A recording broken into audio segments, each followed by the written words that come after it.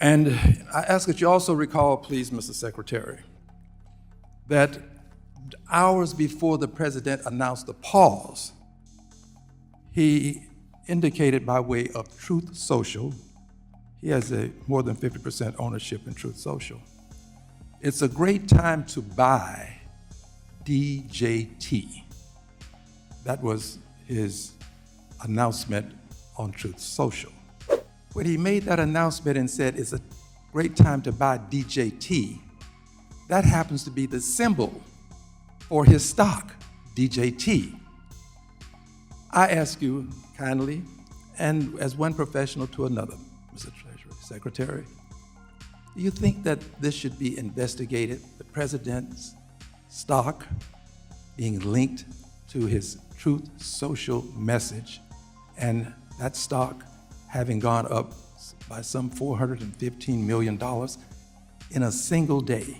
Well, those are his initials, as you said. They are his initials, but it's also, do you agree that those are the symbol, that's the symbol for his stock? I believe it is. Okay, and do you believe that such a thing done openly and notoriously should not be investigated? Is that what you're telling the American people? Chair recognizes the gentleman from Texas, Mr. Green, who's the ranking member of our Oversight and Investigation Subcommittee. Mr. Green, you're recognized for 5 minutes. Thank you, Mr. Chairman. Mr. Secretary, I ask that you recall Liberation Day, the day that President Trump announced tariffs. I ask that you recall that when he made this announcement, there was a sharp decline in the stock market. In fact, when he made the announcement, the NASDAQ experienced a 6% decline, the S&P 500 a decline of 11%. I ask that you also remember that some days later, the president announced that he was going to pause those tariffs. And when he indicated that he would pause the tariffs, the market then moved up. Do you recall these things, Mr. Secretary? I recall them very well, Congressman. Thank you. And I ask that you also recall, please, Mr. Secretary, that hours before the president announced the pause, he indicated by way of Truth Social, he has a more than 50% ownership in Truth Social. It's a great time to buy DJT. That was his announcement on Truth Social. And in so doing, Truth Social had a value that moved up. In fact, Truth Social, which the president has a majority ownership, went up by $415 million. Now here's what's interesting in this scenario. When he made that announcement and said it's a great time to buy DJT, that happens to be the symbol for his stock, DJT. I ask you kindly, and as one professional to another, Mr. Treasury Secretary, do you think that this should be investigated, the president's stock being linked to his Truth Social message, and that stock having gone up by some $415 million in a single day, and this is a stock that was doing very poorly prior to that, hadn't had a lot of success. Do you think that this should be investigated? No, sir. Kindly explain to me why we would not investigate the president making such an announcement as it relates to his stock and then reaping some $415 million as a potential capital. Well, all Americans benefited from the rebound in the markets that day, and in fact, the rebound in the market after that was the fastest in market history. Yes, it was. But here's what's interesting about your statement. You did not note, Mr. Secretary, that DJT had probably the sharpest increase on that day, $415 million, and that the president said, buy DJT, and that's what happened. I'm unfamiliar with the exact text. Did he say buy DJT? Yes, sir. Did he said Yes, sir. Exact text. now is a good time to buy and have a salutation DJT? Yes, sir. DJT immediately following, now is a good time to buy. Well, those are his initials, as you said. They are his initials, but it's also, do you agree that those are the symbol, that's the symbol for his stock? I believe it is. Okay. And do you believe that such a thing done openly and notoriously should not be investigated? Is that what you're telling the American people? Sir, I believe that anything that is widely disseminated is widely disseminated and available to everyone. Well, it was available to everyone, but what he said related to his stock could relate to something else, but to his stock. And here's the point, Mr. President, Secretary. Here's the point. I believe that any other president making this kind of move is almost a hustle. I don't want to say that about the president, but making this kind of move would at least be investigated. If you're going to allow the president to do this openly and notoriously, $415 million, what you're doing is giving him a license to move markets at will, make announcements, and reap benefits. He is literally hustling the United States stock market. I yield back. Gentleman's time is yield back. Gentleman's time has expired, and I recognize the ranking member of our Housing and Insurance Subcommittee, Mr. Cleaver of Missouri. You're recognized for 5 minutes. Thank you, Mr. Chairman. Unfortunately,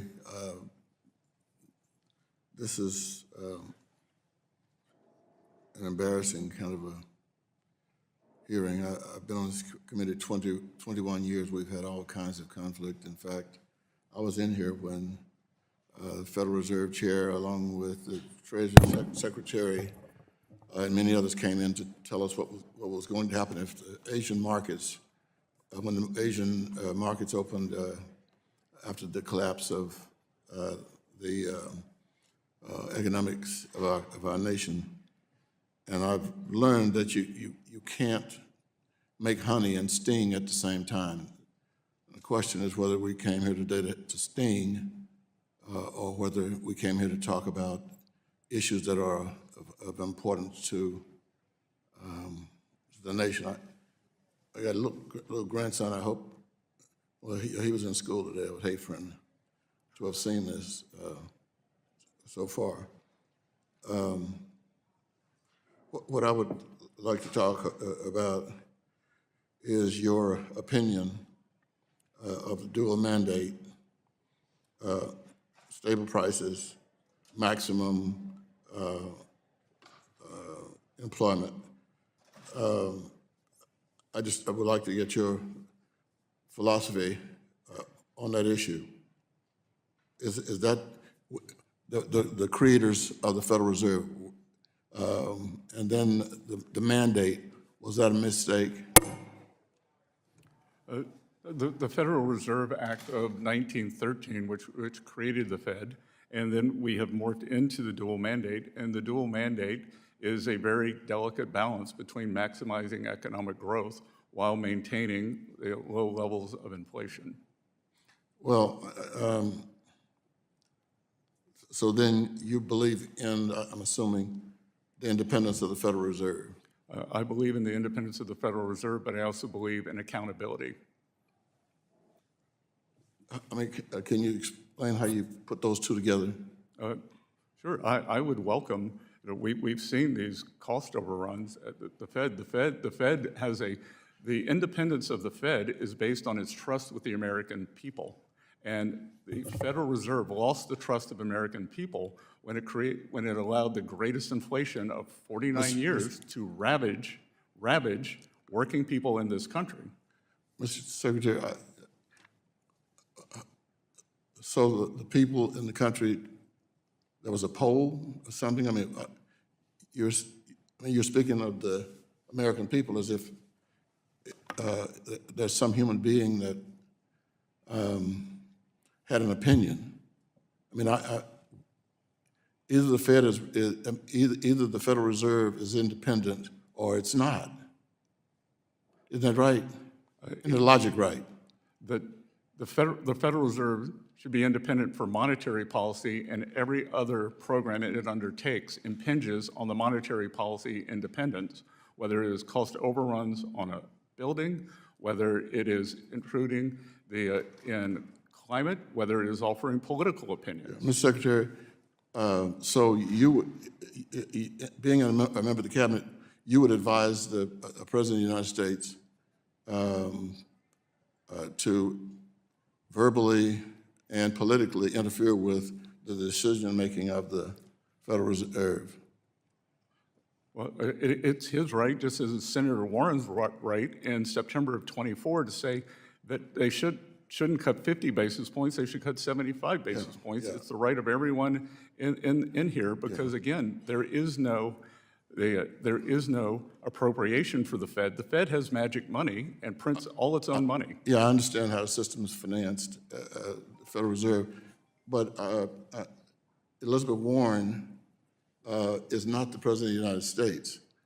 And I'm sure, I mean, her comment was in newspapers, on the news. I'm asking about the, arguably, the most influential human being on planet Earth.